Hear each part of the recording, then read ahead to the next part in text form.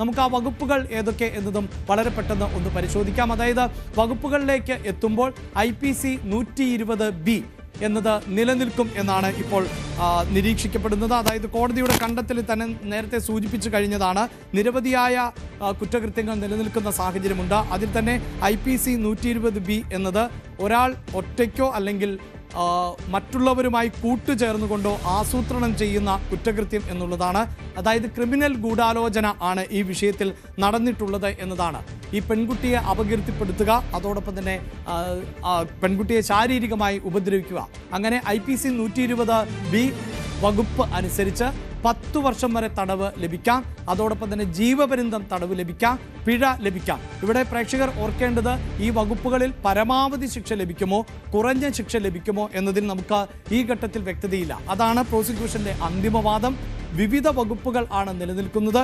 ഇപ്പോഴത്തെ വകുപ്പുകൾ അനുസരിച്ച് ജീവപര്യന്തം തടവ് അത് 1 മുതൽ 6 വരെയുള്ള പ്രതികൾക്ക് ലഭിക്കാനുള്ള വകുപ്പുകളുണ്ട്.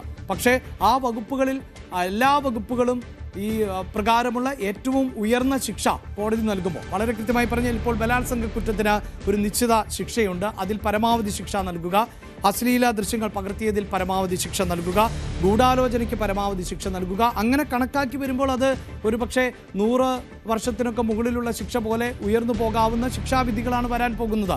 അത് ഒരുമിച്ച് അനുഭവിച്ചാൽ മതിയോ അതെയോ അതിലെ തന്നെ ഏറ്റവും കുറഞ്ഞ ശിക്ഷകൾ കൂട്ടിച്ചേർത്തുകൊണ്ടാണോ അനുഭവിക്കേണ്ടത്? ഇതിലൊക്കെ തീരുമാനമെടുക്കുക അല്ലെങ്കിൽ തീരുമാനമറിയുക ജഡ്ജിയുടെ വിധി പ്രസ്താവം വരുമ്പോഴാണ്. നമ്മൾ പലപ്പോഴും ഈ പീഡന കേസുകളിലൊക്കെ 100 വർഷത്തിന് മുകളിലൊക്കെ തടവ് ശിക്ഷ എന്ന നിലയിലുള്ള ഉത്തരവൊക്കെ കേട്ടിട്ടുണ്ട്. അത് നമുക്കറിയാം. അത് പല വകുപ്പുകൾ, ആ ഓരോ വകുപ്പിലെയും ശിക്ഷ പ്രത്യേകം അനുഭവിക്കണം എന്നതൊക്കെ വരുമ്പോഴാണ് അത്തരത്തിൽ ലഭിക്കുന്നത്. മറ്റൊന്ന് IPC 376D എന്ന ശിക്ഷയാണ്. എടുത്തു പറയേണ്ടത് അവിടെ പ്രേക്ഷകരെ ഒരു കാര്യം കൂടി ഒന്ന് ഓർമ്മിപ്പിക്കുന്നു.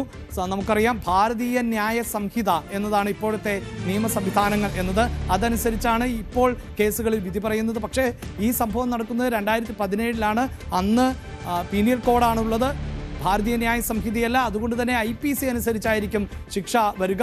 IPC 376D പ്രകാരം 20 വർഷം വരെ തടവ്, അത് ജീവപര്യന്തം വരെ ലഭിച്ചേക്കാം. ഇതിൽ പിഴ നിർബന്ധം എന്നുള്ളതാണ്. ഈ വകുപ്പിലെ പ്രത്യേകത എന്നത് നിർബന്ധമായും പിഴ അടയ്ക്കണം എന്നുള്ളതാണ്. അങ്ങനെ ഒരു ശിക്ഷ എല്ലാവർക്കും ലഭിക്കുമോ എന്നത് അറിയേണ്ടതുണ്ട്.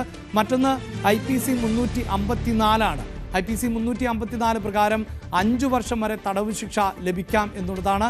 അതും ഏറ്റക്കുറച്ചിലുകൾ ചിലപ്പോൾ ഉണ്ടായേക്കാം. 5 വർഷം വരെ തടവ് എന്നതാണ്.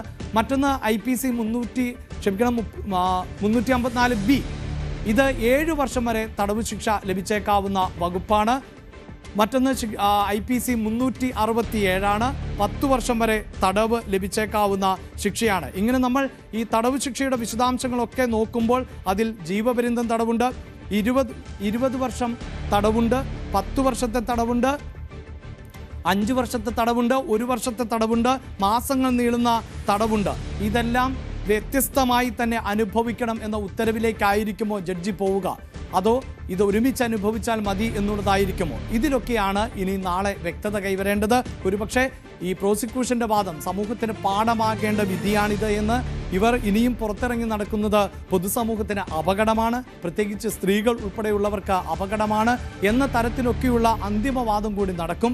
ആ വാദത്തിന് ശേഷമായിരിക്കും ഏറ്റവും കൂടിയ ശിക്ഷയാണോ നൽകേണ്ടത് എന്നതിൽ കൃത്യമായൊരു തീരുമാനം ഉണ്ടാവുക. അതുപോലെ തന്നെ വാദിഭാഗത്തിനും നിരവധിയായ ന്യായങ്ങൾ ഉണ്ടാകും. കുറ്റക്കാരെന്ന് കണ്ടെത്തിയ പശ്ചാത്തലത്തിന് ഇനി ശിക്ഷയിൽ നിന്ന് ഇളവ് ലഭിക്കും എന്ന് പ്രതീക്ഷിക്കേണ്ടതില്ല. പക്ഷേ ലഭിക്കുന്ന ശിക്ഷയിൽ കഴിയുന്നത്ര ഇളവ്, ആ ഇളവ് നേടുക എന്നതായിരിക്കും ഇനി പ്രതിഭാഗം അഭിഭാഷകന്റെ നിലപാട്. അങ്ങനെ ഈ 2 വാദങ്ങൾ കൂടി പൂർത്തിയായതിനു ശേഷം ആയിരിക്കും എറണാകുളം പ്രിൻസിപ്പൽ സെഷൻസ് കോടതി വിധി പറയാൻ പോകുന്നത്. ആ വിധിക്കായാണ് നമ്മൾ കാത്തിരിക്കുന്നത്. ഇടവേള.